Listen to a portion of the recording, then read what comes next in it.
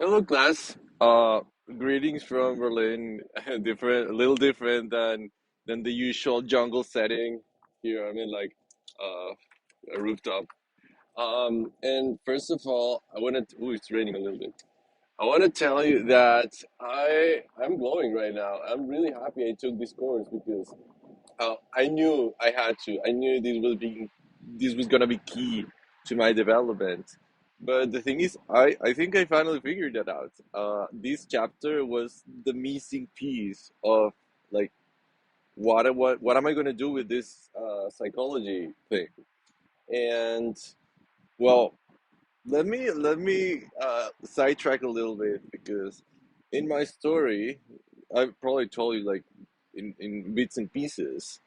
First, the mushrooms told me, I say tell me, but the psychedelics really what they do is show you things that were already there. First they told me that there was a reason that I ended up in, opening a retreat center in the middle of nowhere. And then I got the download that I had to study psychology. So here I am, almost finishing the bachelor's degree. And more lately, the ayahuasca told me that I should focus on groups instead of on individuals. And now I read the article about the PHRI, the psychedelic harm reduction and integration, and it's like, oh my God, that's it. That's what I want to do. I want to be a psychedelic harm reduction and integration coach or therapist. Let's see where this takes us. So yeah, I'm pretty happy that I figured this out. It's like how to combine the two things that um, it's the final missing piece. So I really like this article and I want to talk about it because basically to me it was a manual on how to be a psychedelic therapist even without using psychedelics.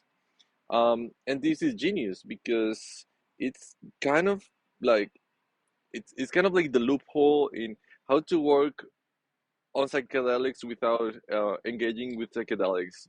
You know, the the most troublesome part is the how legal it is and if you can get in trouble. But this is like, no, you do your psychedelics on your own. Come to me before and come to me after. Um, so it's great if you can figure out the limits of what you can do and don't, and then you can start working there.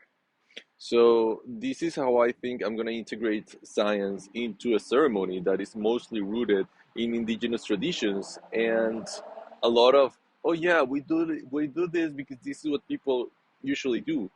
And my concern was always that it was not very scientific, and now this is how you apply science into um, you know tradition.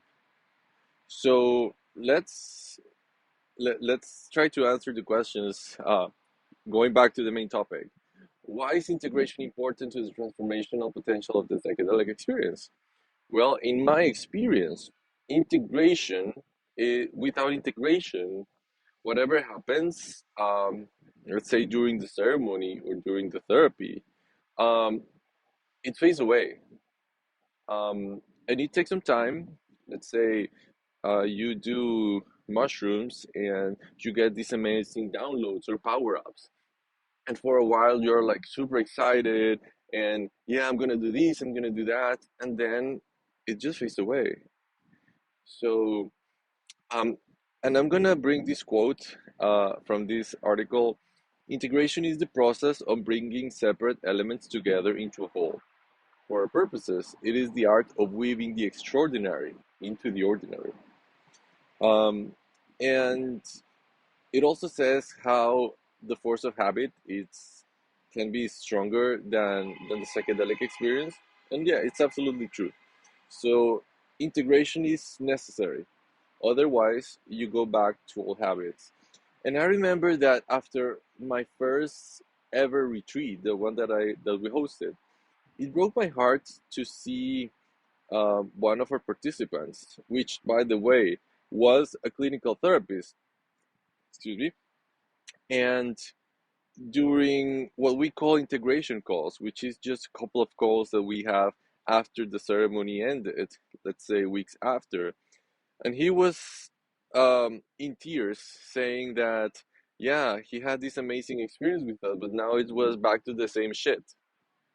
And interesting coming from a therapist, but yeah, if you don't find a way to integrate these experiences, you go back to the same shit. Okay. And can you say, no, let's see. What key principles would you share with an individual who was considering psychedelic experience for the purpose of transformation? Um, well, this is pretty much what I want to deepen into for, the next period of my life. But I would say the three that I can highlight is psychoeducation, which is, knowing what you're putting into yourself, whether it's the substance or the ideas or the experience. What are you going to expect, or what to expect, and what can happen.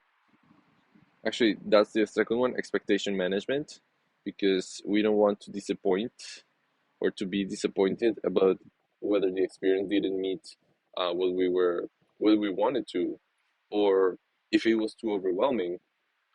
And about being overwhelming, self-regulation tools.